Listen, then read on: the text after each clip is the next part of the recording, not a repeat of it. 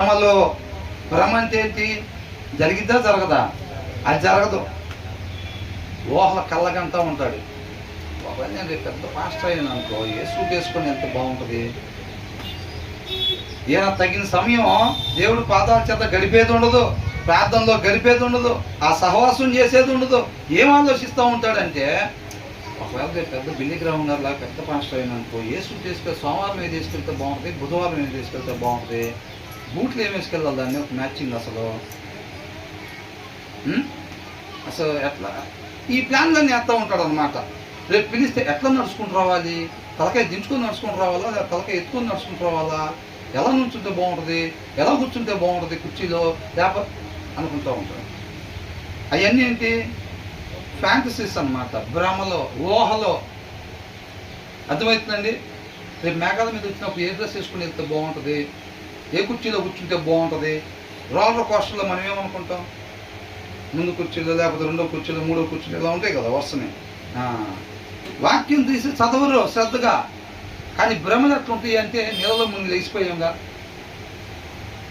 మొన్న ఈ మధ్య ఇంకొక ఆయన హాస్పిటల్లోకి వెళ్ళి చావు బతుకుల్లో బతికే పరిస్థితి లేదు, ఇక్కడ కుదరదండి, ఇంకా మీరు తమిళనాడులో ఒక హాస్పిటల్ ఉంది, అక్కడ తీసుకెళ్ళే ప్రయత్నం చేయండి, ఏదన్నా బతికితే బతకచ్చు అని అన్నారంట. సరే, చివరి ప్రయత్నంగా చాలా లక్షలు ఖర్చు పెట్టుకొని ఇక్కడ ఎక్కడ అవ్వకపోతే తమిళనాడు తీసుకెళ్ళారు. తమిళనాడు తీసుకొని వెళ్తే ఆయన మొత్తానికి అవుట్ ఆఫ్ డేంజర్, పరిస్థితి చక్కబడింది, ఇక మందులు వాడుకుంటే నిదానంగా కోలుకుంటాడని చెప్పారు. ఇక్కడికి రాగానే ఫస్ట్ చేసిన పని ఏంటంటే నీళ్ళలో మునిగి వేసి బాప్టిజం తీసుకున్నాడు. ఎందుకని? అమ్మో ఒకవేళ అట్లా చచ్చిపోయి ఉంటే, అంతరంగంలో మార్పు లేకుండా నీళ్ళలో మునిగి లేచిన ఉపయోగం ఏమీ లేదు.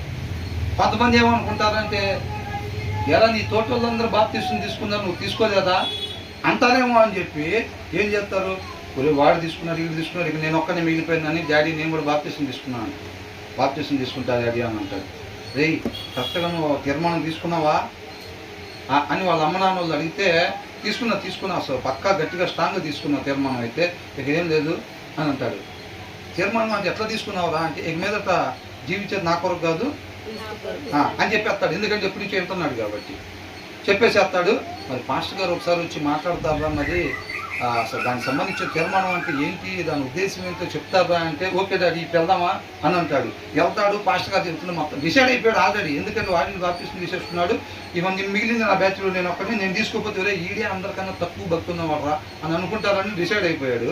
కాబట్టి ఏమంటున్నాడు, మీరు ఏదన్నా చెప్పండి, రోజుకు 10 గంటలు నుంచొని ఉండాలా, ఓకే.